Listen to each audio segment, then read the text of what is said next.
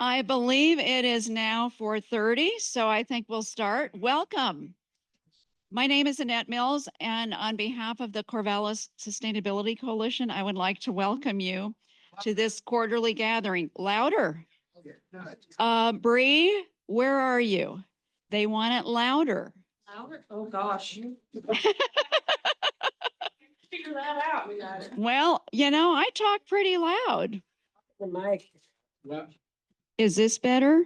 Yeah. All right. Okay. So our speakers, make sure you're right here. All right. Good. So it is wonderful to see some familiar faces, actually quite a few familiar faces and some new faces as well. The Sustainability Coalition was launched 17 years ago in 2007. And one of our primary purposes is to encourage communication and collaboration among organizations and individuals in Corvallis and Benton County, folks who are dedicated to creating a sustainable community. We are a network of more than 350 partner organizations, businesses, nonprofits, educational institutions, faith communities, and government entities. And our partner organizations represent a wide diversity of people and interests. What we have in common is our mission to promote an ecologically, socially, and economically healthy city and county. And I'm going to stop for just a minute. Jake, please don't put out any more chairs. We have lots of chairs here in the front. So if you're just coming in, please come and sit up towards the front. Thank you. Now, it costs nothing to join the coalition. We do not charge a membership fee, but every time we have a quarterly gathering, there are costs involved. Today's quarterly gathering is made possible thanks to the generosity of two of our partner organizations, Peak Electrical Services, which is our food sponsor, and Corvallis Housing First, which is our facility sponsor. And I'm wondering if representatives of our sponsors are here today. All right, thank you. Directors for Corvallis Housing First. Wonderful, thank you so much, really appreciate it. I also want to acknowledge Green Girl for loaning us reusable servingware, First Alternative Co-op staff for preparing and serving today's amazing food, and the volunteers who helped set up today's event. We'd also like to recognize our engaged partners, and these are individuals and partner organizations that have made a donation of $250 or more to the Coalition's General Fund or our endowment fund during the past year. We rely very heavily on the generosity of our engaged partners. These are community members who believe that the work we're doing matters, that we're helping in a significant way to make our community more livable and more resilient.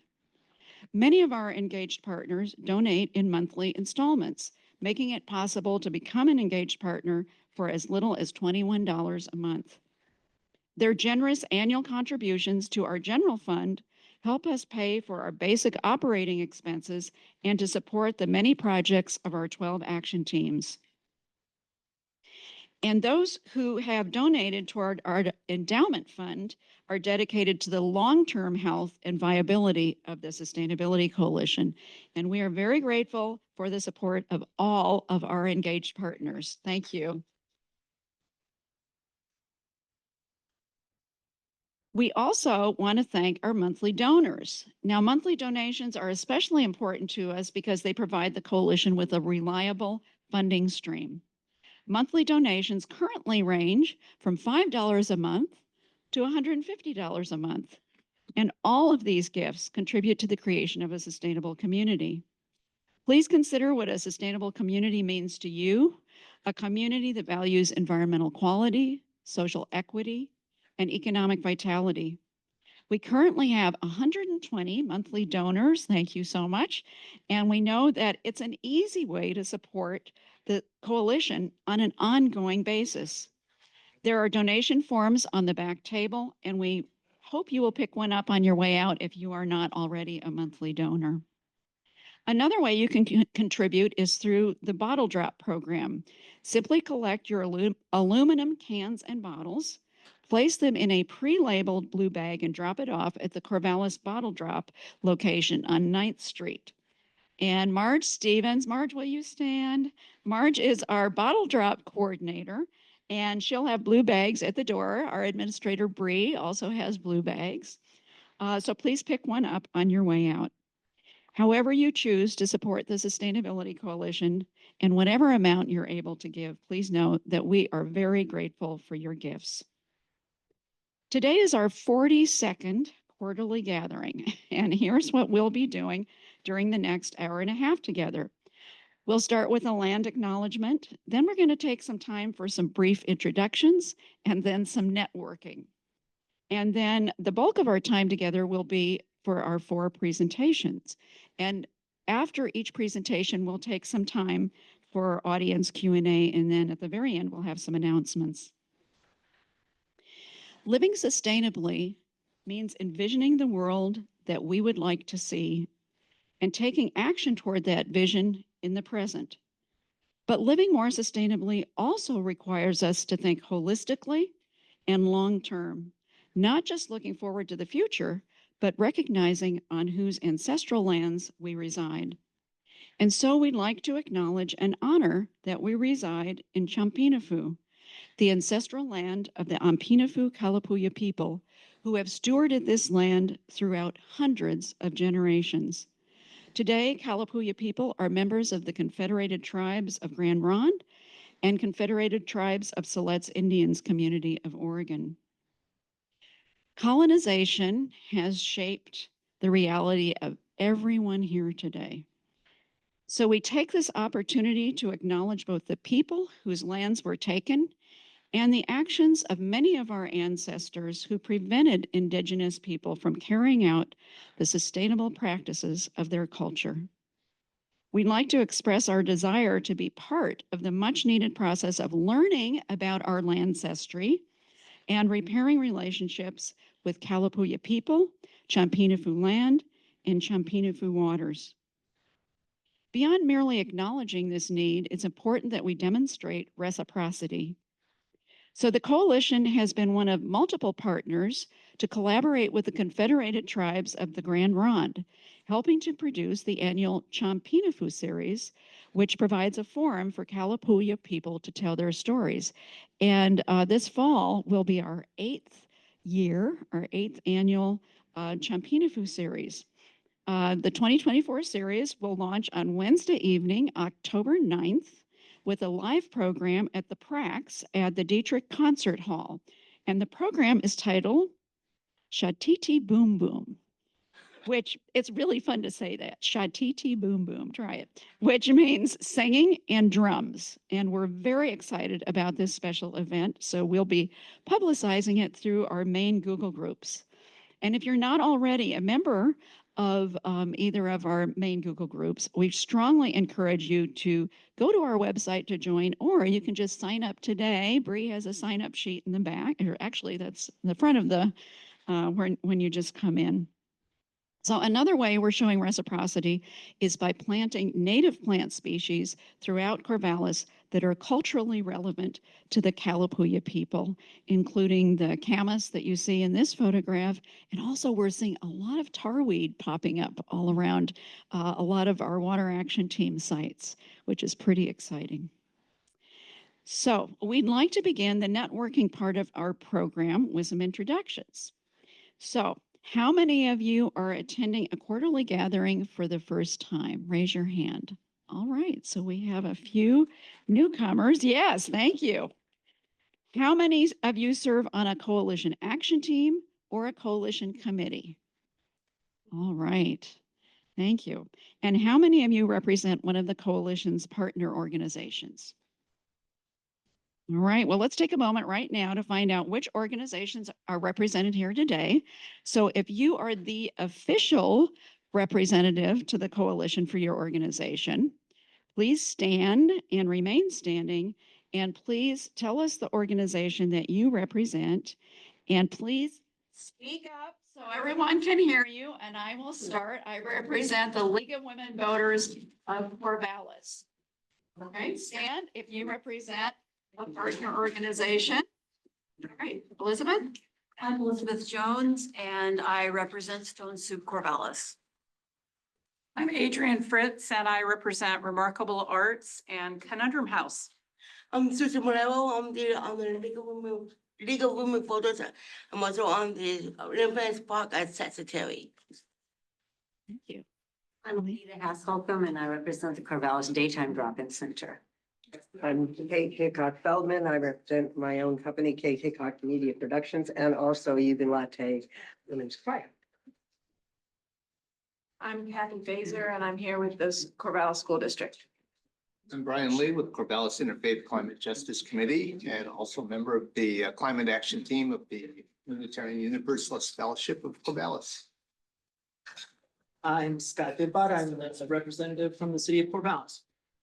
I'm Larry Weymouth with 350 Corvallis. Hi, I'm Svetlana Daskaluk, Corvallis Multicultural Literacy Center. Anna Castley with Growing Peace. Christy Urban with Seeds for the Soul. Cheryl Good with Flicker and Fur in South Corvallis. Gary Rogers, Northwest Realty Consultant. Sally Shaw, Friends of the Library. Suzanne Ortiz, Audubon Society of Corvallis. Mike Beilstein, I represent Committees of Correspondence for Democracy and Socialism. Hi, I'm Margie Stevens, and I'm here representing the Methodist Church. All right, let's go over to the side here, Sharon. Sharon Thornberry of Philomath Community Services. And I'm Tallis. I own Whimsy Supper Club of Corvallis. Donna Tarasawa, First Alternative Co-op. Dr. Susan Slavsky, 500 Women Scientist. If you're a member. Oh, I'm Tanner with D Christensen Construction. And George? I'm George B. Flynn. I host Advanced Planet, which donates. Yes, great. All right, thank you so much for representing your organizations. We really appreciate that. So, since one of the coalition's primary reasons for being is to foster more communication and collaboration, we want to encourage more communication right here, right now, as part of this gathering. So we're going to take a few minutes right now to talk with each other. So please feel free to get up, move around, or stay right where you are and turn to those in front of you and back of you, to the side of you. Whatever, but please use this time to talk to someone you have never met before. I challenge you to meet one new person today. So as we're making our way back to our seats, I'd like to encourage you to join us in doing our part to address the climate crisis. As UN General Secretary Antonio Guterres has said, our world needs climate action on all fronts, everything, everywhere, all at once. And one of the most significant things that we can do as individuals is to make our homes and our workplaces as energy efficient as possible. The Shift Together campaign that we launched last year was designed to help us do just that.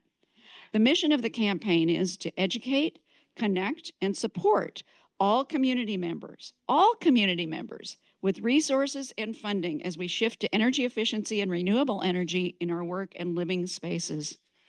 Right now, for both homes and workplaces, there are some amazing incentives and rebates at the state and federal level that can help us fund the retrofits that we need to make, whether for heating and cooling, appliances, or the installation of solar panels. Our Shift Together team offers home energy assessments in two formats: a short in-home assessment and a personalized 2-hour home retrofit clinic.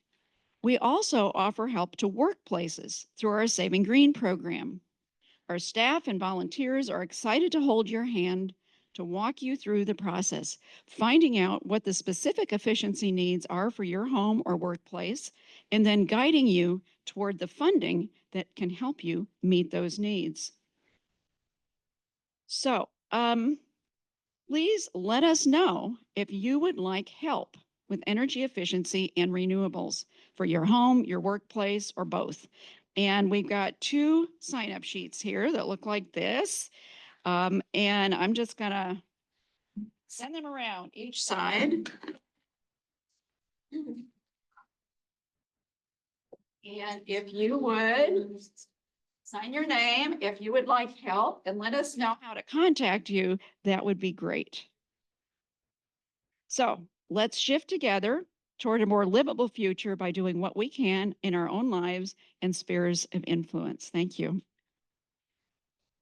And now we're going to move to the presentation part of our program. Our first presenters are Craig and April Hall Cutting, owners of Wild Yeast Bakery. Craig and April are going to tell us a little bit about their business and what they're doing to help create a sustainable community, environmentally, socially, and economically.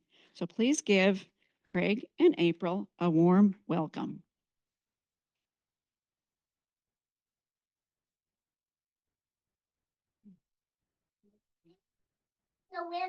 Yes, you did.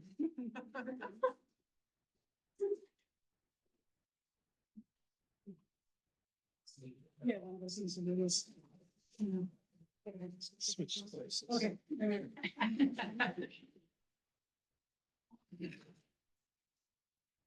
We're business and speaking partners, so here we go. Thank you very much for welcoming us. And that little voice you heard is our adopted granddaughter, Chloe, who lives with us at Coho Eco Village. And this is live in a different building than they're just my grandma and grandpa. right. Okay. Okay. Clarify. Just to clarify. So in 2013, we started Wild Yeast Bakery in our home at Coho Eco Village. We started small and manageable. We chose a sustainable economic model as a subscription-based, community-supported bakery. We even delivered by bicycle to our neighbors in South Corvallis. Fast forward 9 years, as the bakery continued to grow, we finally had to move out of our tiny home into our downtown store, which is located on B Avenue between 2nd and 3rd Streets. Sales more than quadrupled in our first year of operation. Now there are a staff of 12 people baking and serving both wholesale and retail customers. Our mission continues to be baking local grains, local organic grain into delicious artisan bread. We have 3 guiding principles. What we do is good for your health, good for the earth, and good for a healthy local economy. For your health, we choose locally grown organic grain and organic ingredients in all our baked goods. And we use the sourdough process that contributes to better gut health. By taking bread to the South Corvallis Food Bank and handing it to our houseless neighbors who are near us, we hope to provide healthy bread to low-income folks who could not otherwise afford it. And we build healthy and strong relationships in the community through classes and because we value every customer and business associate that we work with. We focus on the health of the earth by supporting organic agriculture. That's one of our deep commitments. And using organic suppliers. When we built our brick and mortar bakery, we chose coalition partner G. Christensen Construction because of their sustainability commitments and practices. And this year, we completed a solar installation on the roof. We've generated so far just over 7 megawatts in 6 months. That's about half of the electric power that we use. We compost, recycle, and we use plain brown paper bags for our retail sales. And for our grocery stores, we chose compostable window bags when we can get them. And just this week, the city installed 2 more long-awaited bike racks out front of our building.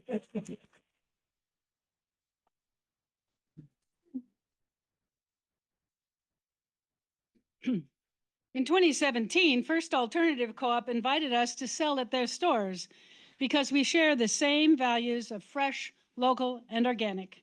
And this is an aspect of our third principle, supporting the health of the local economy. We participate in Corvallis and Albany farmers markets to reach a wide range of local people. We also provide bread to local restaurants, Corazon and Mama Berg's Sandwich Counter. And as of this week, our local economy now includes Lebanon's Four Seasons Market. We're thrilled that our bakery was recently approved to take SNAP benefits so that lower income people can participate in a sustainable and healthy food system. We try to use fresh ingredients when we can, like tomatoes grown on Riverland farms.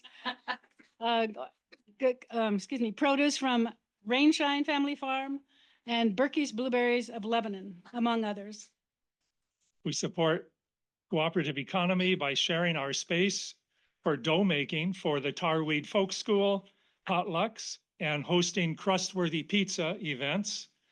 Collaborations that resulted in Kiko Denzer crafting us a new oven broom handle when ours broke, and his is made from local hazelwood.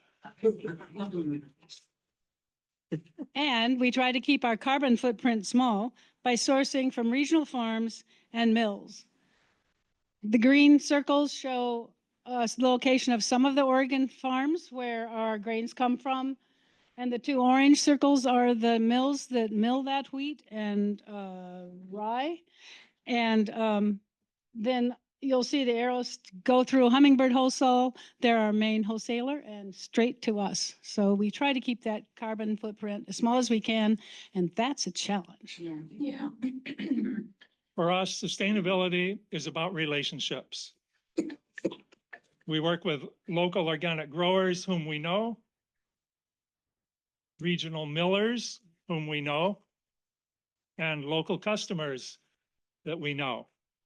So we invite you to come, enjoy some organic coffee, a whole grain organic pastry, and take home a few loaves of our delicious sourdough bread.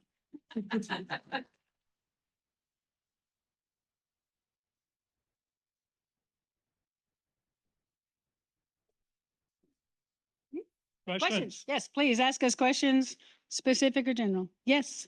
But so Mhm. you, but We know from our learning that if you eat whole grain, it helps you with your low glycemic count. So yes, we have 100% whole wheat bread. You can sample it on the table in the back. That is a rare item to find in the world. And most of our bread is sourdough. If it's not sourdough, it says yeasted. So occasionally we make some yeasted breads, but what else? Yeah. I'll give you a little shout out. What it is I have an odd food intolerance. I can't eat potato. And rich flour has a lot of potato in it. Iodized salt has a lot of potato. You use sea salt and no enriched flour. Thank you.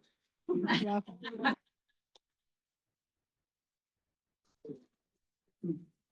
Questions?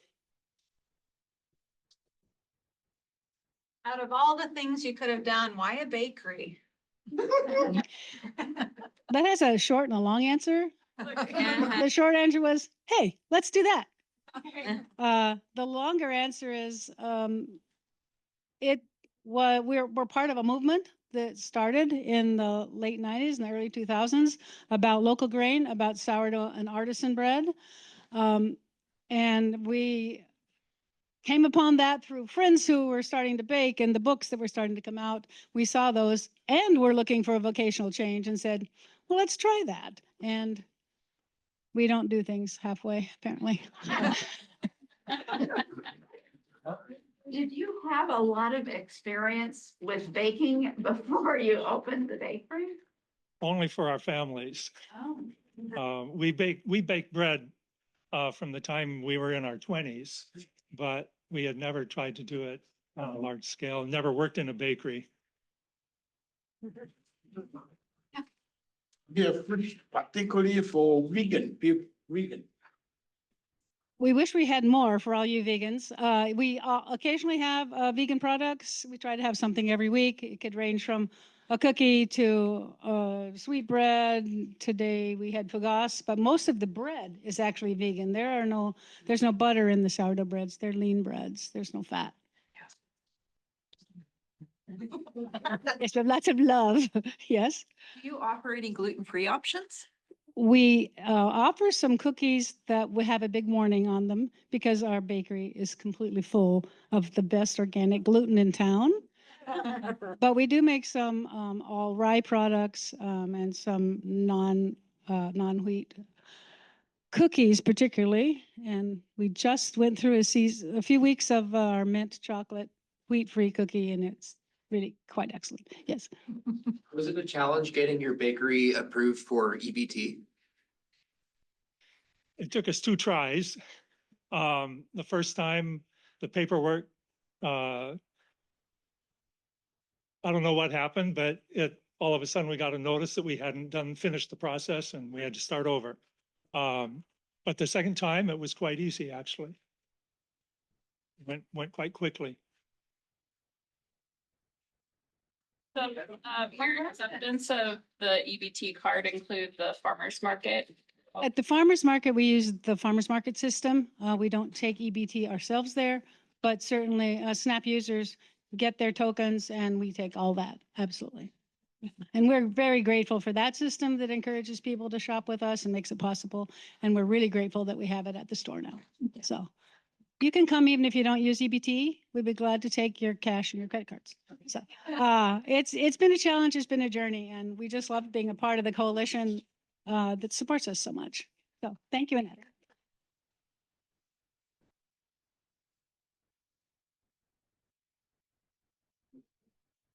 Thank you so much. People often mistakenly think about sustainability only in environmental terms. And although protecting and restoring our life support system, our air, our water, our soil is absolutely critical to sustainability, the social and economic aspects are also essential. Our next presenter is Elizabeth Jones, who represents Stone Soup. The social aspect of sustainability is about meeting people's basic needs. And as you'll hear, Stone Soup is especially focused on this part of creating a sustainable community. Please welcome Elizabeth to the podium.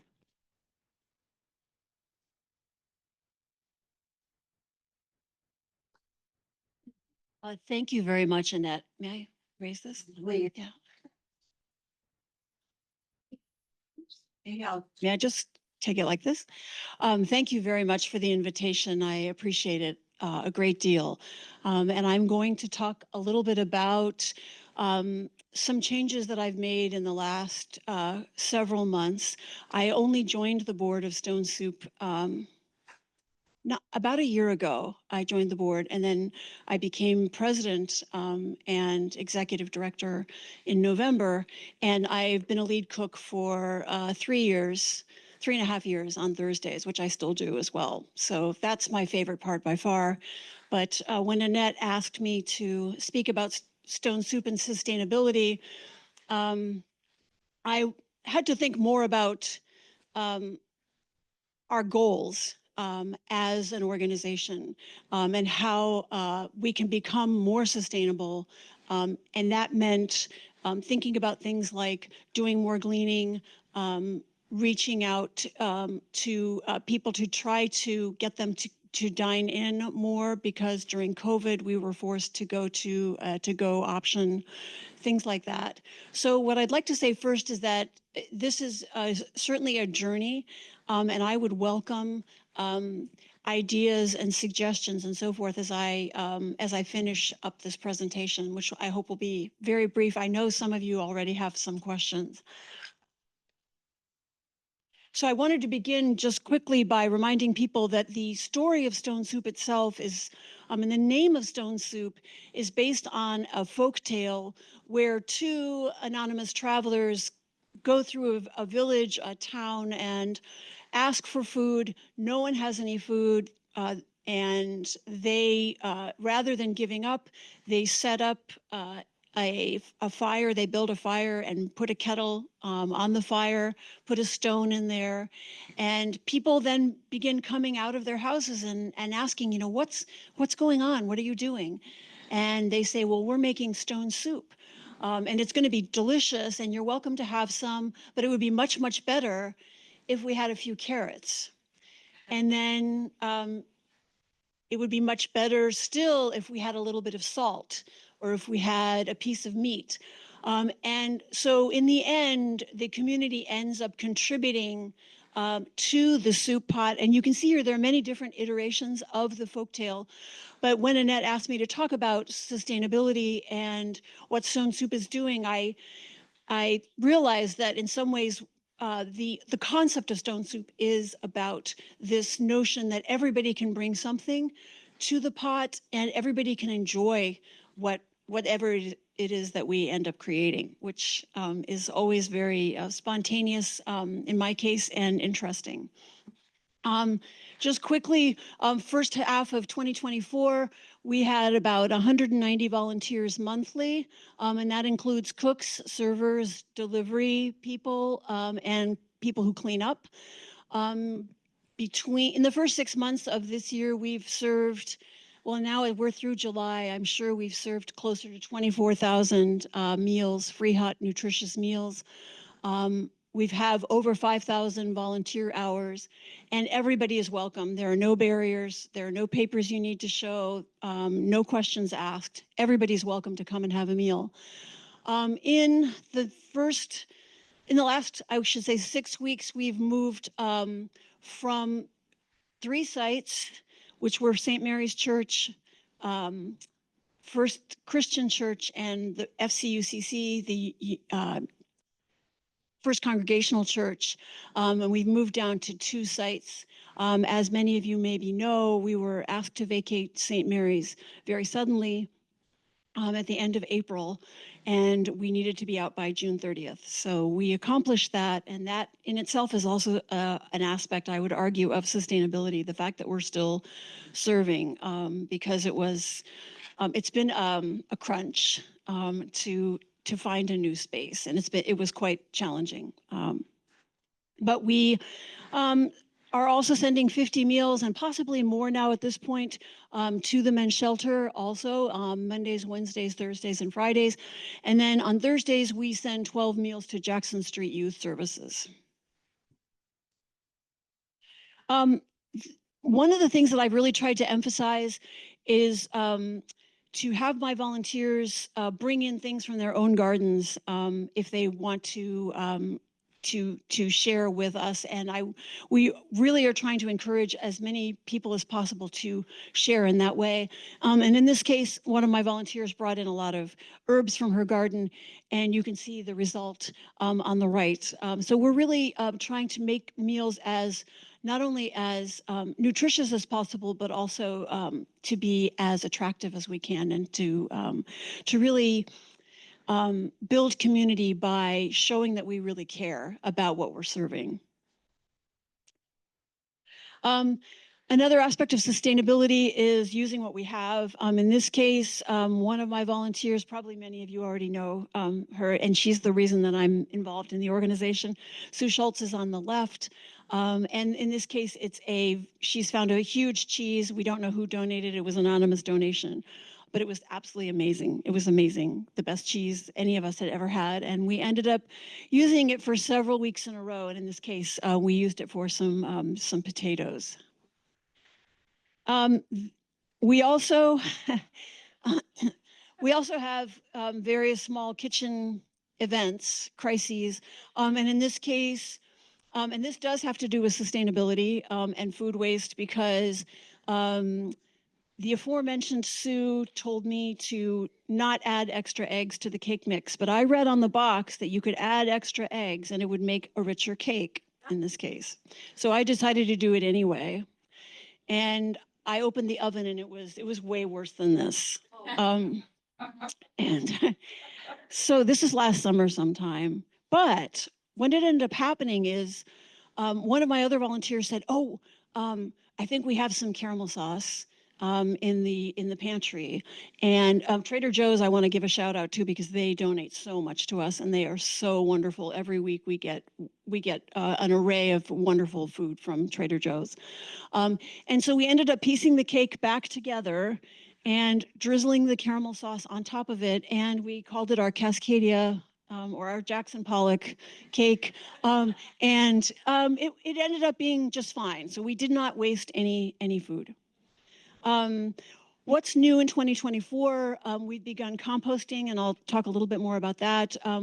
First Christian had been composting, but the other two sites, not so much, or it wasn't as consistent as I think it should be. And so I've really tried to encourage all our teams to compost, and that's been working very successfully.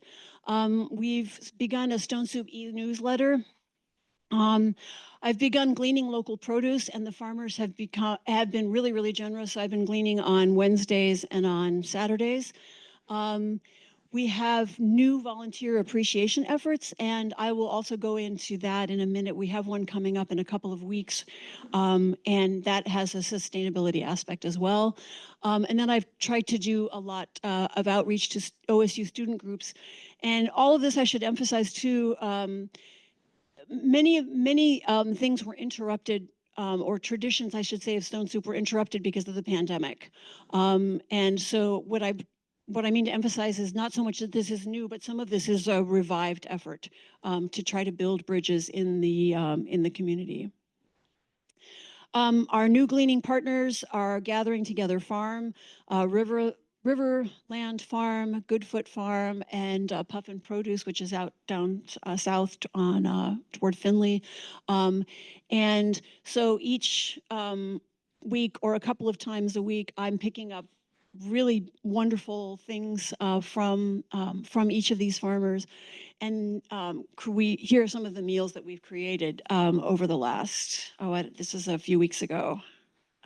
We always serve a vegetarian option. Same thing here.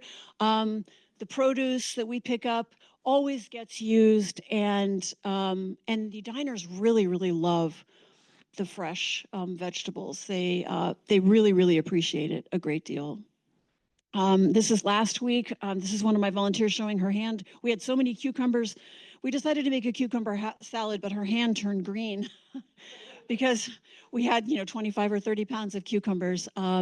We got beautiful dill and red onions, and so we were able to serve a salad, which is a little bit outside of what we often are able to do. Composting. This is a picture on the lower left of some food in the trash that bothered me a great deal when I came in one day. This is several months ago, and I didn't realize I even still had a picture, but we've now installed composting buckets in the kitchen. This is happens to be my compost pile with my cat likes to inspect the work that's being done as I do it. And then these are some of the vegetables in the middle there that I've grown based on that. Finally, I mentioned the volunteer appreciation event that we're having in a couple of weeks, and I'm using Windy Hill Farms to provide the flowers and other decorations, and I think Peoria is also donating as well. Last year, Garland donated some herbs to use. We had culinary herbs on the tables. And then as a gift for our volunteers, I am ordering jam from Annie's Jammies, and she is available. She's from Independence, Oregon, but she is at the Philomath Farmers Market. And so that will be a part of the appreciation to our volunteers. And that is all I have. And Annette is standing up, so.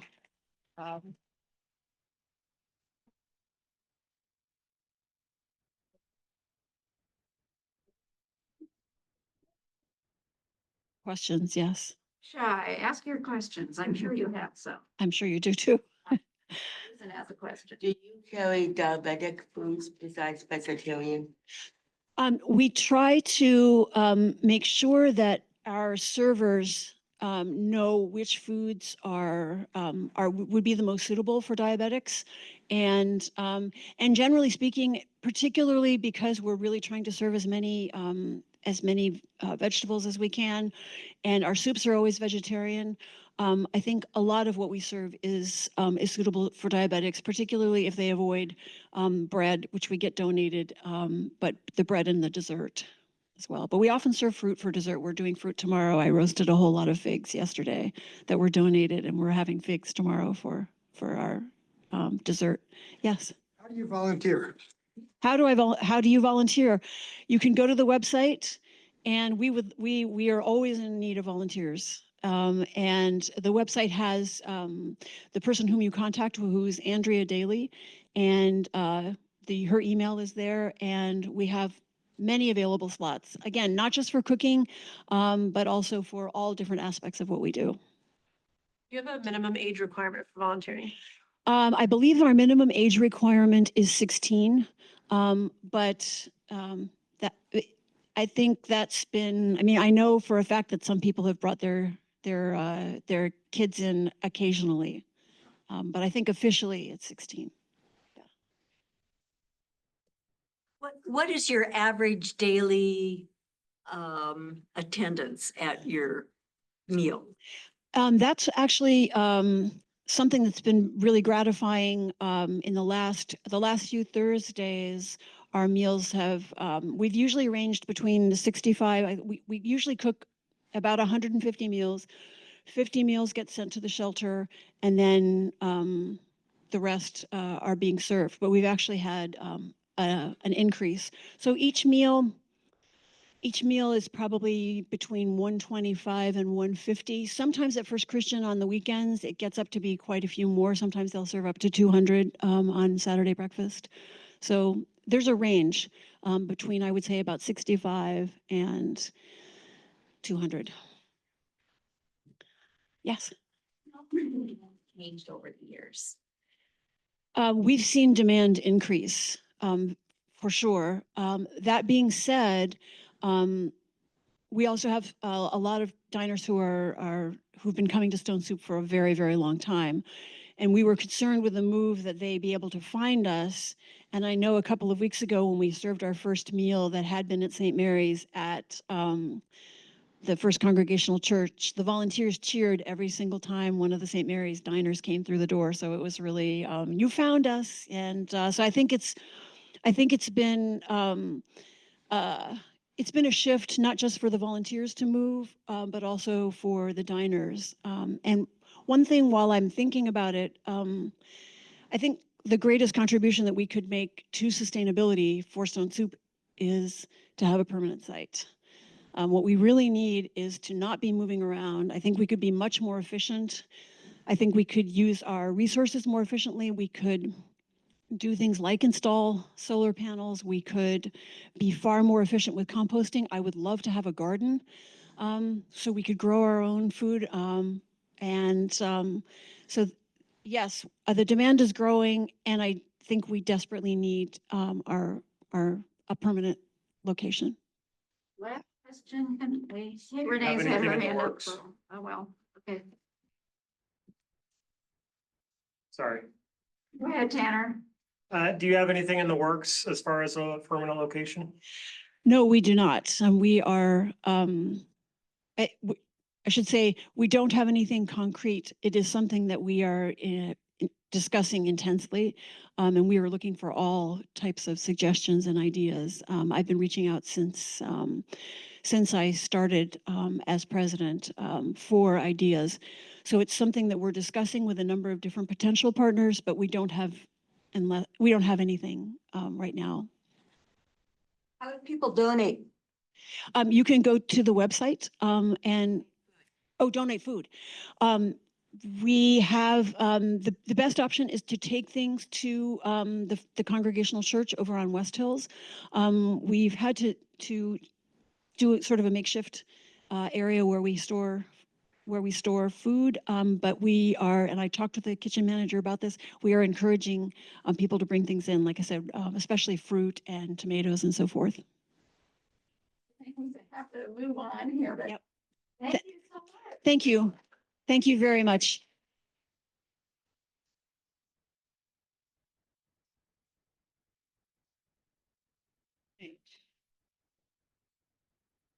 I think there were more questions, but I bet Elizabeth will stick around if are you going to be sticking around afterwards if there were? Okay. Okay, great. So our next presenter is Adrienne Fritz, who represents another coalition partner, Remarkable Arts and Conundrum House. Adrienne is going to tell us about how her business serves as a portal to sustainability. Please welcome Adrienne to the podium.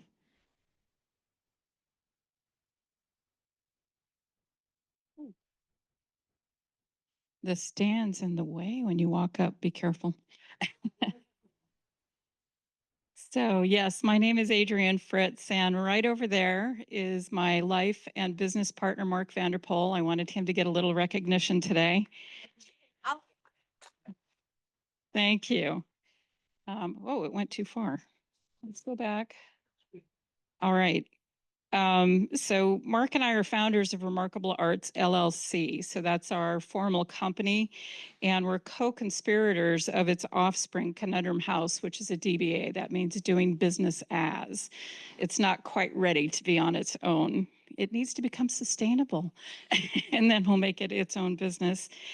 We hold memberships in a handful of local and international organizations that are really important to us and exemplify our values around sustainability, collaboration, coalition, and then engaging and inspiring humans in being more of those or having access to that.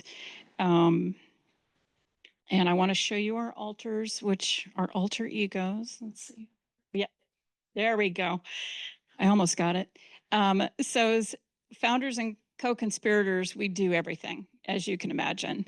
And Mark is dressed up as his altar, and this is mine. Georgie Brack, she's a librarian, and she loves to do research and understand how things work, including the human psyche and how we work together as a community. The 5 arenas of sustainability that we focus on are environmental, health and well-being, economic, social, cultural, and energy. And they fall within the 3 main categories, but we address each one separately because they're important to us. And I am honored to be your Sherpa today to take you through the way that we have sustainability be a core DNA piece of how we're made up. Like we can't do what we do without sustainability in every aspect of our business. And the other core value that I think goes hand in hand with sustainability is play. So I want to start with just a couple of simple definitions. First, sustainability, the ability to be maintained at a certain rate or level. And I like the United Nations definition as well, meeting the needs of the present without compromising the ability of future generations to meet their own needs. And then play, a fundamental building block for innovation, creativity, experimentation, and growth. So in our operations, we weave the attributes of play into our sustainability practices, focusing on those 5 areas. This is a picture of one of our ways of environmental sustainability. So that's my artwork on the right. And the first slide that you saw, that was also artwork in my background, in the background of the slide. I'm a found object artist. So I receive many, many donations. Jeanette has donated quite a bit. And your donations show up in my artwork. It also shows up in other places. The printers that you see there, I think the whole collection cost maybe $100. We bought them from OSU's and other places like that. Mark is a genius at refurbishing these things, bringing them back to life. So $7,000 or $8,000 worth of printers were had for $50 and a whole bunch of elbow grease and a bunch of smarts. I could never do that. We also repurpose and repair and reuse furniture, appliances, all kinds of everything. About 85% of what you find in our store and our play spaces is recycled or reused or upcycled. And so this is our library. It's a games library. We have over 700 games and toys in our library. They're rentable. The games that you see in this particular bookcase, those are murder mystery jigsaw puzzles. They've been out of print since the 90s. So we spent about 2 years collecting every one that we could find from every source that we could find them to put them on this shelf so people can enjoy something that has been around for a long time. And many of us forgot about them, and we're rediscovering the joy of solving mysteries through jigsaw puzzles. And of course, there's a bunch of new games in there too. Sustainability is more than just things. It's also economic sustainability. It's the sustainability of innovation. So you'll find a lot of Kickstarters and other games like that. Health and well-being. Now, this is key for us. The health and well-being of our customers and clients, the people who come to us, is the most important sustainability focus. We believe that with play, you remember how to be creative. You remember how to be innovative. And then you get to learn new skill sets when you do it through gaming and other forms of play. In-person play promotes the key elements of creating healthy relationships and expanding or developing new skills. And we have college students, families, groups, for-profit companies, all kinds of people come to us to have the experience of play beyond just foreplay, but actually to build your team, to reduce stress, to just be more creative in many ways together, not separate. In-person play is critical to us too. And of course, we offer classes. So we partner with other vendors and practitioners around edutainment primarily.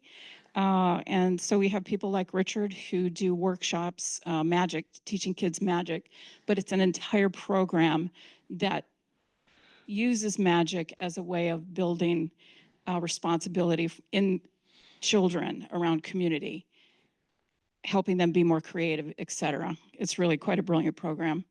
And these are our college student friends who come to play with us as well. Economic sustainability is another key aspect since we are game developers ourselves. We host, and I'm a fine artist and Mark is a photographer and an inventor. We host all kinds of opportunities for artists, for inventors, for entrepreneurs to come in and showcase their works. We offer new programs because of our customers who are also exploring those things, et cetera. This is a showcase that we kicked off last season in November and December, and it included fine artists, fan artists, game developers. We had costume designers, all kinds of people who were in the showcase where we have our location, which by the way is at 460 Southwest Madison Avenue, second floor above Castro Restaurant. The other aspect of economic sustainability that we're keenly interested in is our nonprofits and schools and interest group having routes to interesting, unique, and long-lasting in the memories of the people who participate kinds of events. So we worked with Maxtivity doing the Hater Art Caper. It was a fundraiser as well as a game. So when you come to our fundraisers, you typically are playing a role or you're solving a mystery or something like that. In this case, we also had artists work with us who created game pieces for the fundraiser. So it was unique, it was memorable, people are still talking about it, and it gives Maxtivity an anchor in the whole creative aspects. And then Revenge of the Beer Sith, it's a Star Wars inspired mystery. It was a benefit for Jackson Street Youth Services, but it was sponsored by DOOR, Discover Oregon Real Estate. So we'll work with you on those kinds of things too. If you have nonprofits that you want us to work to build something for, we do that. Social and cultural. So this is getting people engaged in what we do socially. These two things, the Corvallis Art Walk, which is a long-term experience here in town. We host artists in our hallway gallery and also inside of our play spaces. And then Specters of Benton County Past, we've run this game. It's a county-wide game that we have run for 3 years. We developed it for the Historic Resources Commission to bring people out during COVID in a safe way of exploring resources through play. Understanding our history, I think, is also a key to creating new futures. Definitely is directly tied to sustainability in a positive perspective. So we have 12 separate episodes or games that you can play that we released over 3 seasons.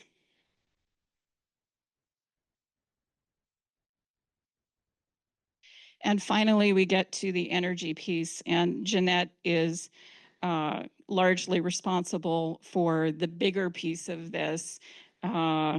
We started with the one room with our library. When we took over the space that houses the library, we installed all of our own LEDs, and then Jeanette came in with the program, and we worked with the building owner and the other co-tenants to convert the entire building to LEDs. And that's it.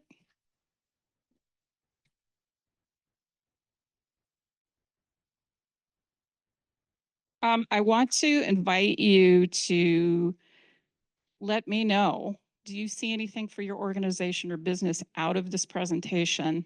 So I'm asking you the question that you can adopt or something that occurs to you, because that's what we're interested in here, is having people take home something they can do. So think about that as you're going through your questions. Yes. More about your game rental program. The game rental program, boy, talk about sustainability. So for $90 a year, our members every month get one of the games in our library to take home and play for a week. You can play with it at work, at home, in your dorm room. We don't care. We don't even care the price of the game. What we're interested in you interacting with other people on board games, role-playing games, ways that you're engaged individually with other people. It's a great program, $90 a year. That's 12 games. Plan to promote that at the Tuesday Farm Stand and Market through a raffle drawing. So we'll get a quarterly gathering. So you a quarterly gift certificate or something like that. Thank you. We love it when that happens. Introducing play in every way. Did I see your hand go up? I'm wondering whether any of the nonprofits that you have worked with have asked you about developing a game that would be a teaching tool for them. Does that make sense? It does make sense, and in a way. So what we've done with Specters of Benton County Past, those 12 games, we're actually going to be working with the historical museum to convert that into classroom studies. So we're already exploring how to take the way that we've gamified things to bring them into the classroom to engage more students on their level, and then bring in, all that forward. So none of the other stuff, I mean, the Hader Art Caper is the closest because it's directly tied to contemporary art, but also the history of art and how art is important culturally. But we haven't created any school programs or anything out of it yet. And then we also had one program that unfortunately didn't kick off, but it was a bird migration program that was intended to be an educational outlet, but didn't happen. Yes. Do you coordinate any online games? We used to during COVID. That's where we cut our chops on a lot of these bigger events that we've been able to produce. COVID for us was both a bad thing and a very good thing. But we don't anymore. We're pretty darn busy here in the analog world. So we sort of stay here. All right, thank you, Adrian.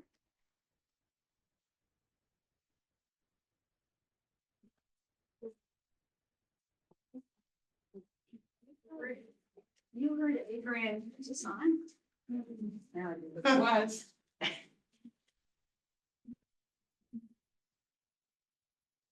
I hope it hasn't run out of batteries. Oh, here we go. Bree, is there a second? Oh. Is that how, no, it's not working. It's dead. How about this one? Yep. Great. Thank you. Thank you, Bree. So you heard Adrian reference Jeanette, and she was speaking about Jeanette Hardison, who happens to be our last speaker. Jeanette is speaking today as a volunteer, as co-leader of the Waste Prevention Action Team, which is a role she's had since 2009. But when she was helping out Adrian and Mark's business, it was in her role as a part-time staff member for the coalition. She runs the Saving Green program. So she wears a couple hats. So anyway, here's Jeanette.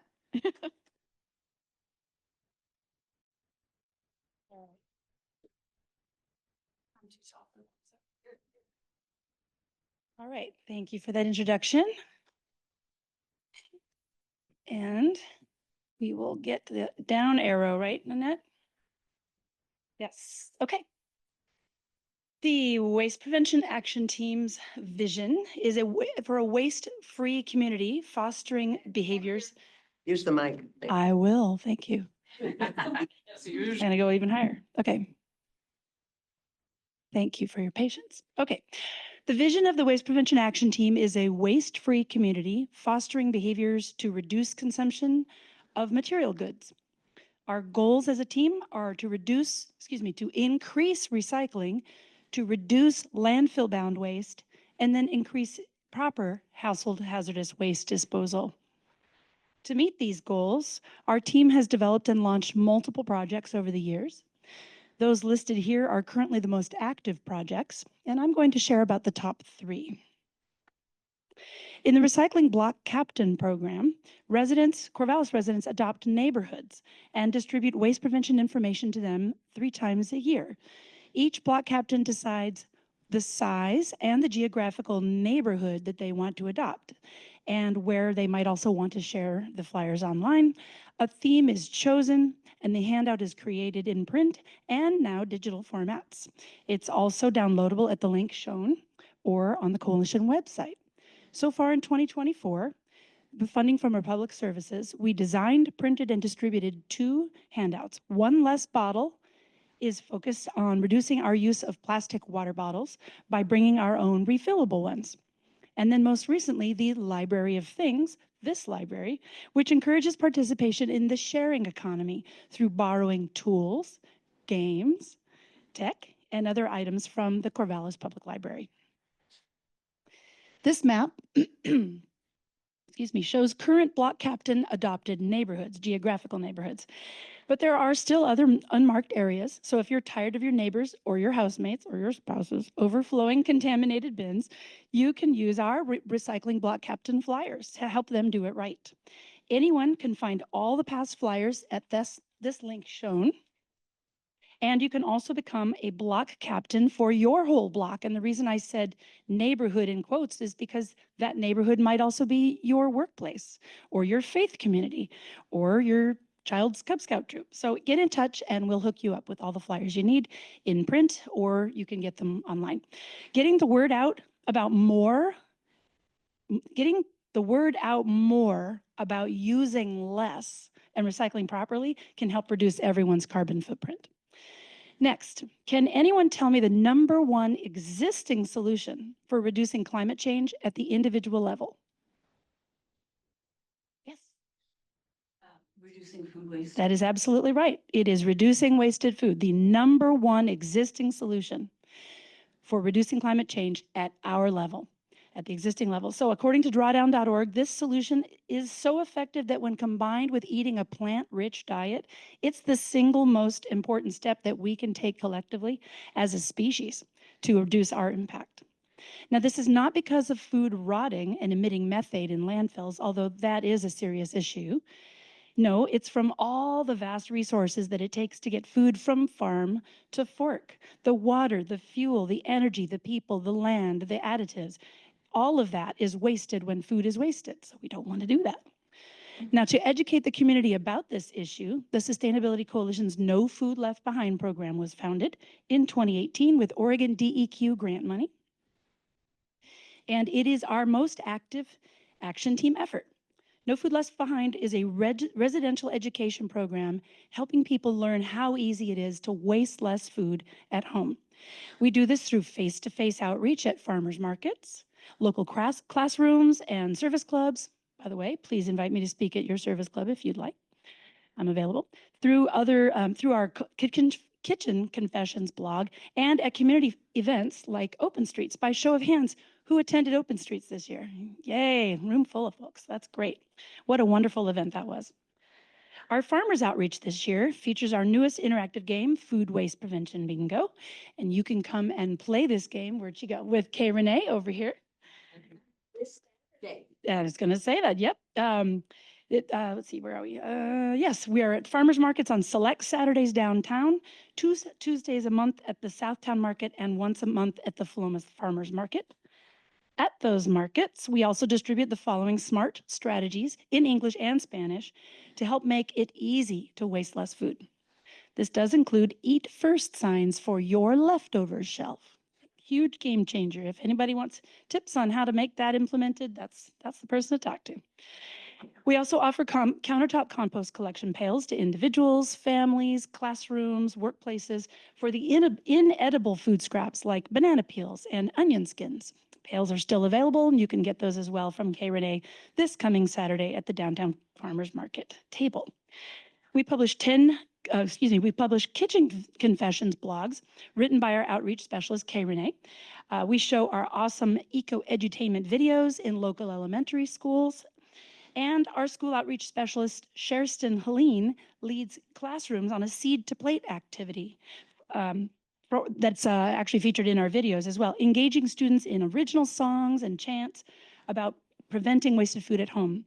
You can find our blogs and videos on our website, nofoodleftbehindcorvallis.org, and we'd love to be invited to your children's classroom. A special thank you. Oops, the slide didn't make it in. Did I bump ahead? I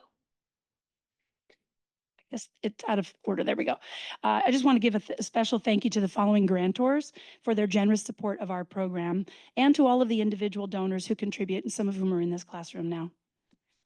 In April of this year, No Food Left Behind continued to partner with Oregon Department of Environmental Quality and 57 other partners statewide participating in National Food Waste Prevention Week, an annual nationwide campaign promoting awareness about reducing food waste, saving families money, and addressing food insecurity in our communities.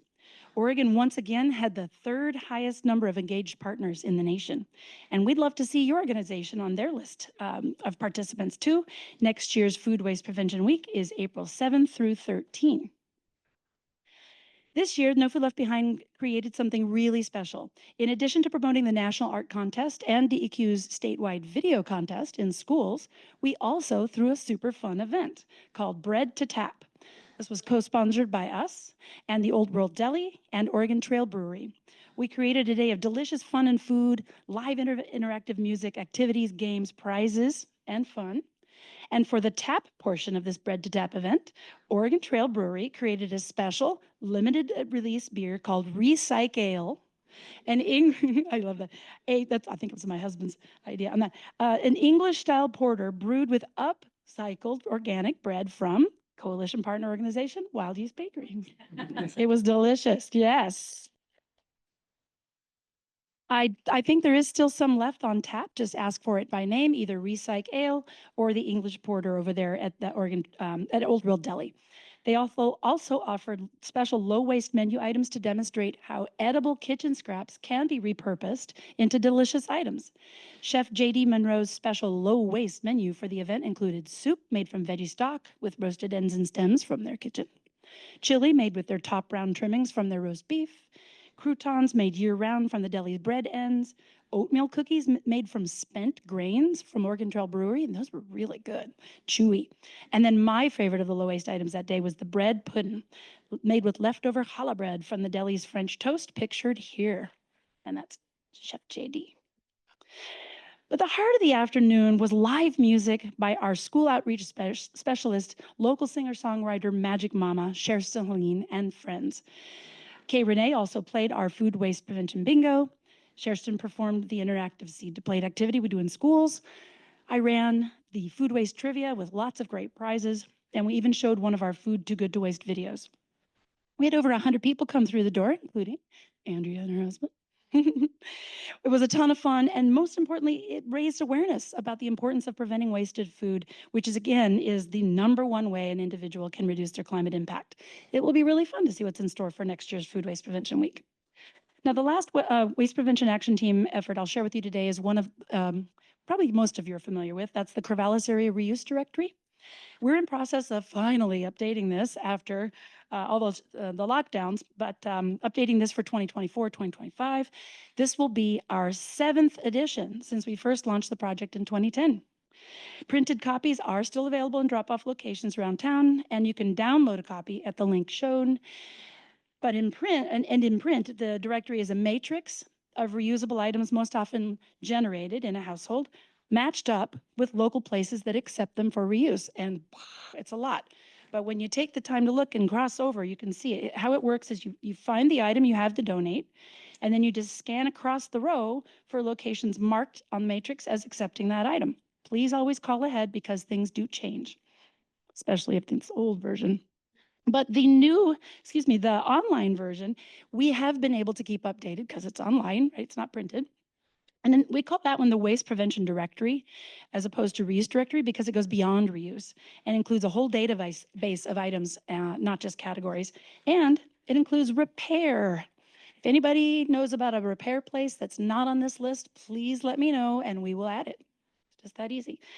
As always, we want to thank our generous Reuse Directory printing sponsors, Corvallis Odd Fellows, First Alternative Co-op, OSU Printing and Mailing, and our newest sponsor, Brothers Hauling and Sustainability Store over there on Northwest Kings. And thanks as well to the funder of our online version, Oregon Department of Environmental Quality. So does waste prevention resonate with you?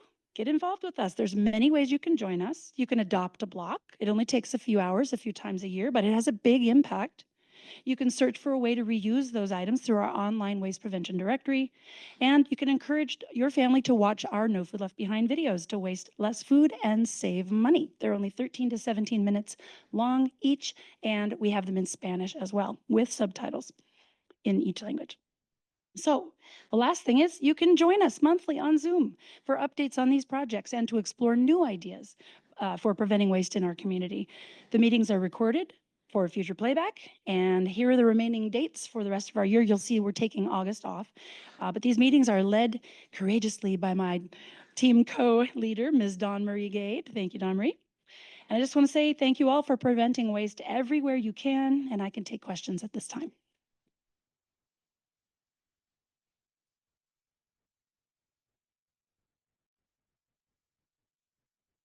Nobody needs any help? I get all kinds of emails saying, what do I do with this? What do I do with that? Those are okay too. Yes. Just want to share that I live in the place now where there's some chickens and corn on the cob after you've enjoyed it. Do those chickens go for that? That's wonderful. And that's a hard one to compost in the backyard compost piles anyway, because it just takes forever to break down. Larry? Are you gonna hold the bread to tap event again? That's a good question. Are you an audience plant? I spoke to the brewery and the deli, and they were definitely willing to do that. And I was talking to Mr. Bread here with Craig and April, and hopefully they would like to donate that bread again. It was really, really good bread. And it turns out, I don't know if you know this, but maybe you saw the press release, People have been making beer from bread for 7,000 years. 7,000 years. That's what they did with the stale bread. They made it into bread. Theirs is not stale. Anybody else? Any questions or comments? Okay, thank you. Oh, okay, Renee. Oh, okay, Renee's waving. We have some cards in the back that are, we call them our QR code cards, but they're to help you find our videos super easily. So if you want to grab one of those on the way out the door, that'd be great. Thank you.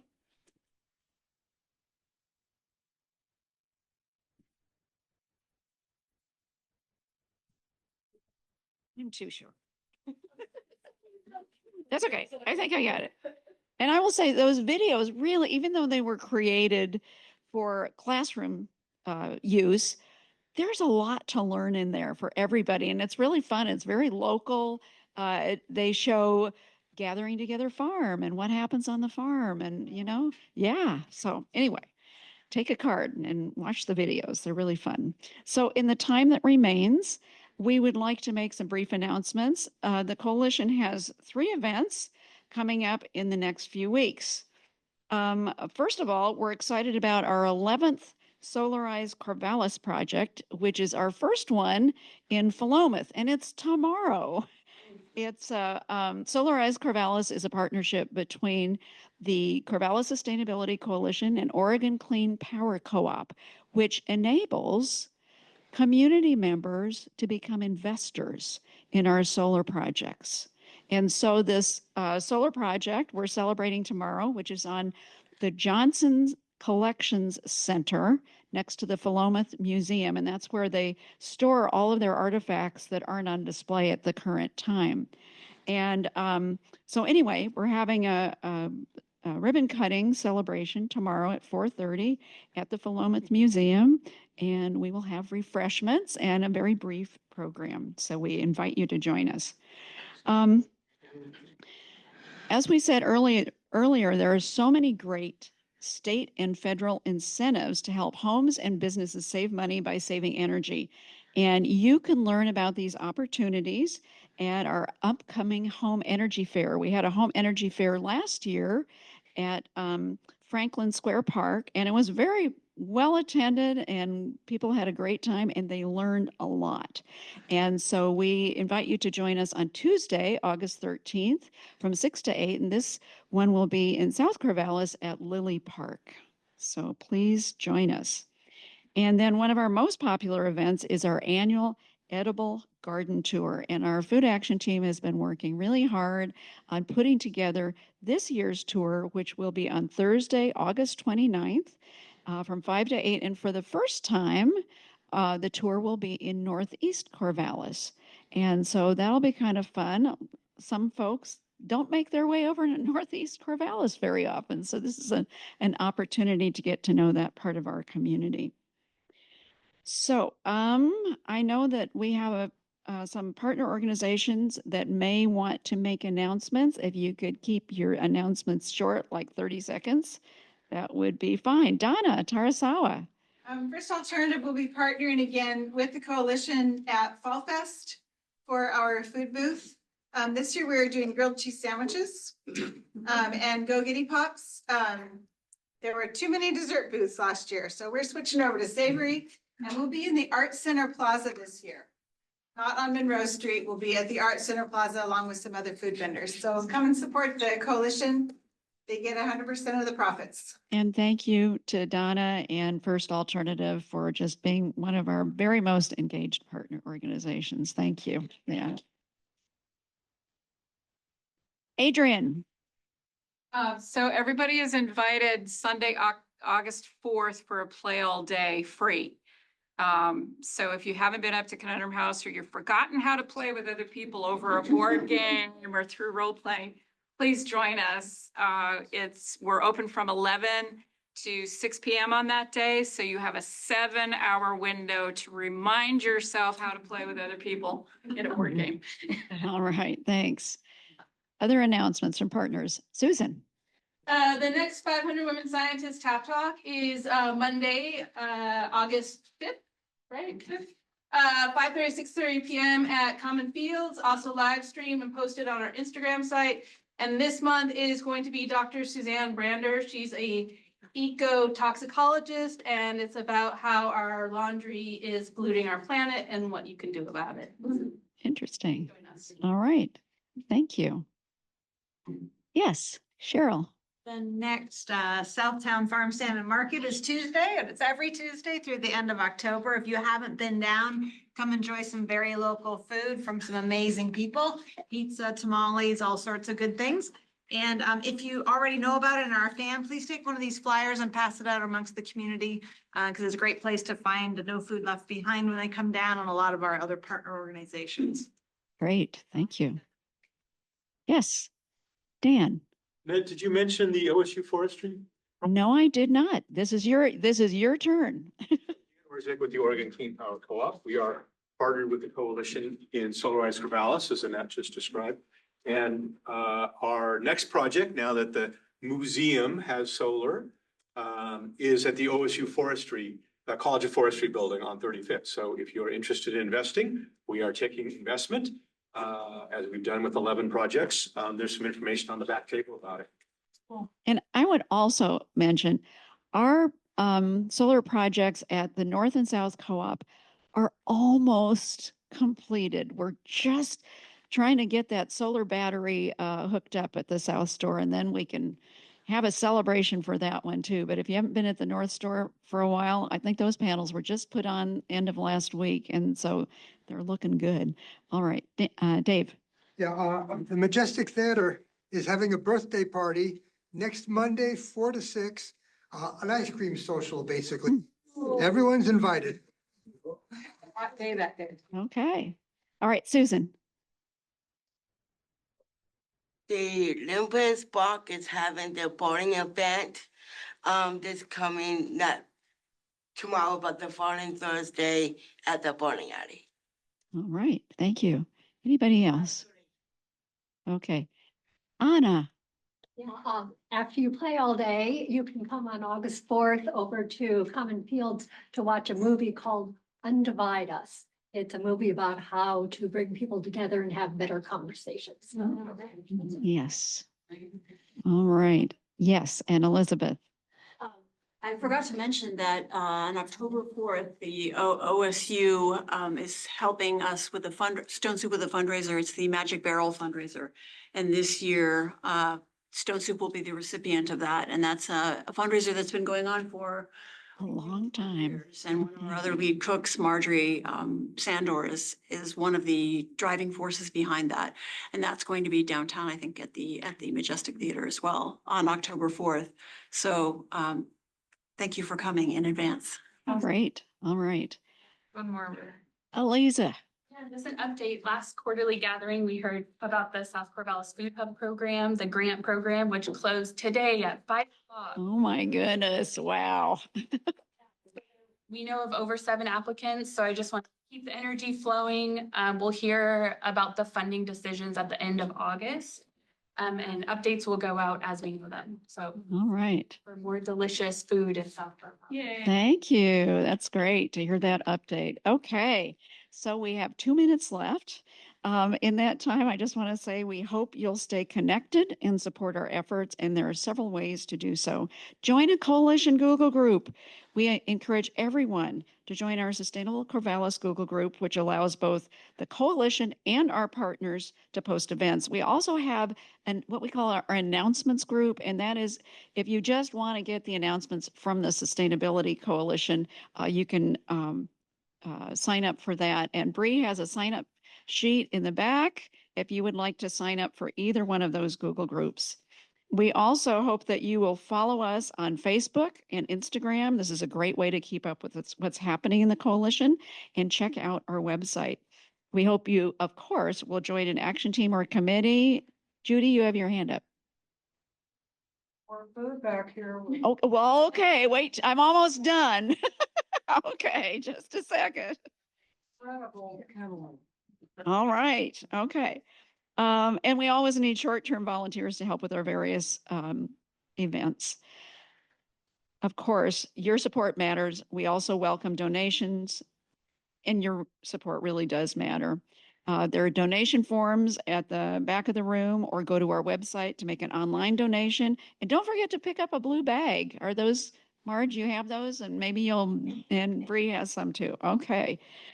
Now, you heard from just one of our action teams today, but we have 11 additional teams, and they're working on more than 40 projects. We are so grateful to all of our action teams and committee members who give so generously of their time. Then I have a question. How many of you attended this year's town hall at the Alumni Center in March?